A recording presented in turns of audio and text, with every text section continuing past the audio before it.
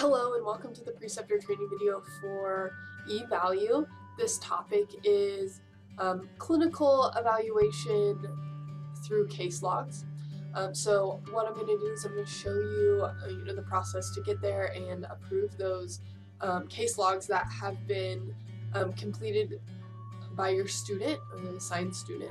So what might be a little confusing here is you might see some sign up on case logs, or you'll see some case logs up here, but actually that's just a mechanism in which the student completes and triggers the evaluation.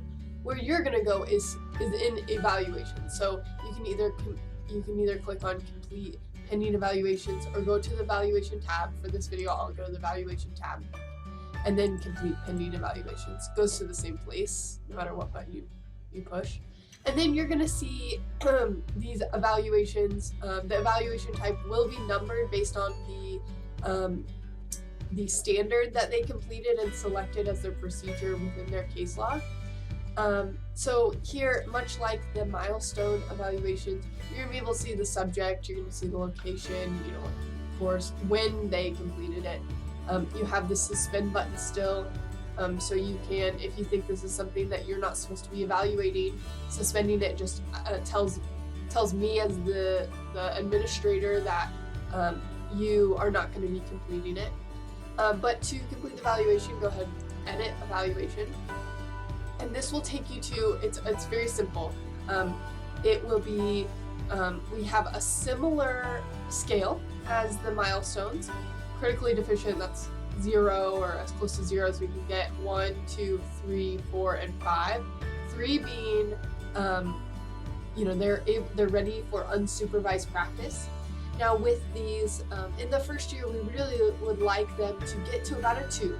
They are able to perform it, minimal supervision. They're doing really well, but obviously just needs a little backup. And then by the time they're completing these in their second year, we hope they're ready for unsupervised practice. Some items you might see up at the top, it's going to kind of show you what they filled out based on the case log they completed. So obviously they've completed this procedure. They might have some patient information if it was applicable, and it's going to tell you the role they think they played: assisted, performed, or observed. And hopefully for all of these, they're performing it.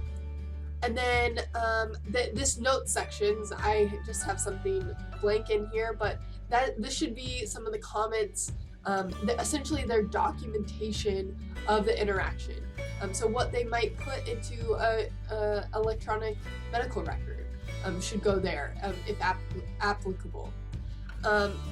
The other question that it's going to ask is, how did they complete it? So they said they assisted, but also, did they complete this on a live patient? Was it a live encounter? Did they have to simulate it with maybe, a student just hanging out, a similar population? Or did they simulate it and discuss it with you, another student, or you as a preceptor?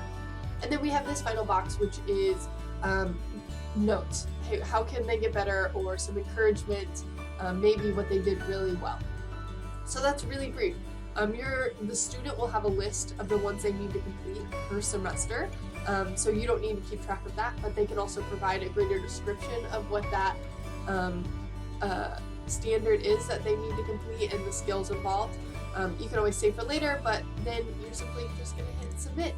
And once you submit, that will come off of your completed list, and you'll go down and complete the rest of the pending evaluations that you have.